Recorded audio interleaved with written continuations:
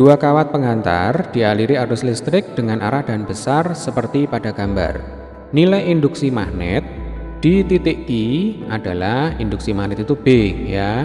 Berarti yang ditanyakan di sini adalah berapakah BQ.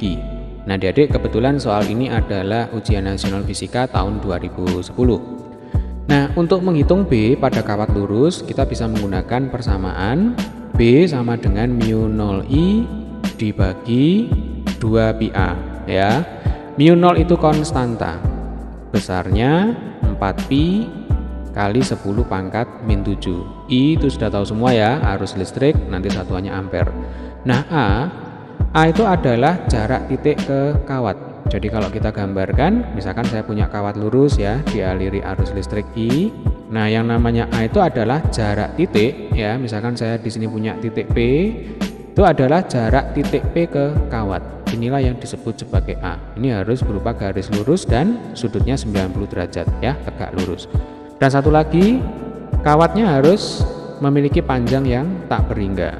Karena nanti kalau kawatnya memiliki panjang tertentu, misalkan panjang kawatnya diketahui 5 cm atau 10 cm, nah itu berarti kan panjangnya tertentu. Nanti rumusnya akan beda lagi ya, kita bahas di video tersendiri. Baik, di sini ada dua kawat ya, ini kawat 1 dan kawat 2. Nah, kita tahu yang namanya induksi magnet itu besaran vektor, berarti selain punya besar dia juga punya arah. Nah, maka langkah awal di sini adalah kita tentukan dulu arah B yang ditimbulkan oleh kawat 1 dan kawat 2 ya. Di titik Q ini arah B-nya kemana saja. Nanti kalau searah berarti dijumlahkan, jika berlawanan arah berarti kita kurangkan ya, sesederhana itu. Nah, untuk menentukan arah B pada kawat lurus, kita bisa menggunakan aturan tangan kanan ya. Ini harus tangan kanan, tidak boleh tangan kiri. Nah, bagaimana aturan tangan kanannya? Yang pertama adalah untuk ibu jari ya, ibu jari itu berarti jempol ya, menunjukkan arah arus.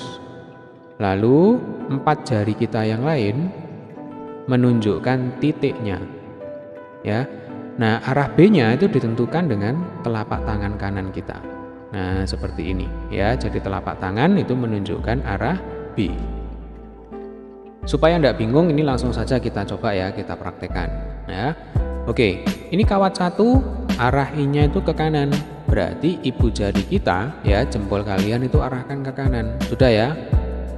Nah, kalau sudah, 4 jari kita itu arahkan ke titik Q. Kebetulan titik Q di sini berada di bawah kawat 1 ya, berarti ibu jarinya menghadap ke kanan. Kemudian 4 jari kita itu arahkan ke titik Q, berarti ke bawah. Nah, logikanya ya, telapak tangan kanan kalian itu menghadap kemana? Pasti menghadap ke layar monitor kalian masing-masing ya. Jadi kalau kalian menyaksikan video ini dari layar laptop ya, berarti telapak kanan kalian menghadap ke laptop. Nah, berarti arah B-nya dikatakan masuk bidang gambar ya. Dalam hal ini bidang gambarnya adalah layar laptop kalian masing-masing. Jelas ya? Berarti nanti B1 itu simbolnya adalah silang. Nah, seperti ini. Jadi silang itu menunjukkan arah masuk bidang gambar. Nanti ada lagi dot ya. Jadi kalau silang itu masuk, nah kalau dot atau titik ini berarti keluar bidang gambar. Jelas ya? Oke, sambil latihan kita langsung menentukan arah B yang ditimbulkan oleh kawat 2. Nah, kawat 2 arusnya ke bawah. Berarti ibu jari kalian arahkan ke bawah. Loh, kan gampang ya. Jadi kalau arah arusnya ke bawah ya berarti ibu jarinya mengarah ke bawah. 4 jarinya mengarah kemana? Berarti 4 jarinya mengarah ke kiri. Karena titik Q ada di sebelah kiri kawat 2. Nah, logikanya nanti ya, telapak tangan kanan kalian itu kemana hadapnya? Pasti menghadap ke laptop kembali kan? Nah, berarti karena menghadap ke laptop, dikatakan B yang dihasilkan kawat 2 itu masuk bidang gambar ya, berarti silang juga. Nah, ini berarti B1 silang, B2 juga silang. Jelas ya? Kalau masih belum jelas, boleh berkomentar di bawah, nanti saya akan meluangkan waktu untuk menjawab pertanyaan kalian. Nah, adik-adik, karena B1 dan B2 di sini searah ya, jadi sama-sama masuk bidang gambar, maka jika ditanyakan BQ berarti kan B total. tinggal kita apakan? Tinggal kita jumlahkan, berarti B1 ditambah B2 ya, karena searah. Oh ya adik-adik, sebelum kita lanjutkan, bagi adik-adik yang belum subscribe channel ini, mohon di subscribe ya, tekan tombol yang berwarna merah itu, tekan tombol subscribe, dan jangan lupa untuk di share juga. Oke, langsung kita lanjutkan ya. Di sini kita akan menghitung B1 dan B2. Nah, tapi kalau kita lihat di sini kawat 1 dan kawat 2 harusnya sama-sama akar 2 ampere ya. Lalu titik Q ini juga sama-sama jaraknya 2 cm dari masing-masing kawat ya.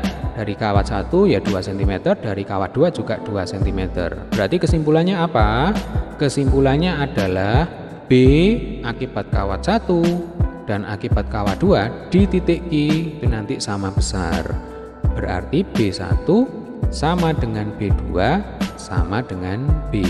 Nah, berarti kita cukup mencari B itu satu kali saja ya. Berarti rumusnya di sini mu 0 I per 2πa. Langsung kita masukkan angkanya ya. Berarti 4π kali 10 pangkat min 7 harusnya akar 2. Betul ya? Dibagi dengan 2π kali A. A-nya 2 cm. Kalau dijadikan meter berarti 2 kali 10 pangkat min 2. Nah, 4π dengan 2π coret ya, tinggal 2, 2-nya kita coret dengan 2 yang bawah, habis sudah ya. Berarti B-nya sama dengan akar 2 kali 10 pangkat min 5 Tesla. Berarti B1 sama dengan B2 sama dengan akar 2 kali 10 pangkat min 5 Tesla. Yang ditanyakan BQ berarti B1 ditambah B2 ya sama dengan 2B ya. Berarti 2 akar 2 kali 10 pangkat min 5 Tesla. Ini besarnya. Nah, arahnya kemana? Arahnya masuk bidang gambar ya. Berarti jawabannya yang mana? Jawabannya adalah yang D. 2 akar 2 kali 10 pangkat min 5 Tesla masuk bidang gambar. Baik, demikian tadi pembahasan soal kita kali ini. Kembali lagi bagi adik yang belum subscribe channel ini, mohon di subscribe ya, tekan tombol yang berwarna merah itu, kemudian klik like jika senang dengan video ini, dan jangan lupa untuk di share juga di sosial media kalian. Terima kasih bagi kalian yang telah menonton video ini hingga selesai. Sampai ketemu di video pembahasan soal selanjutnya.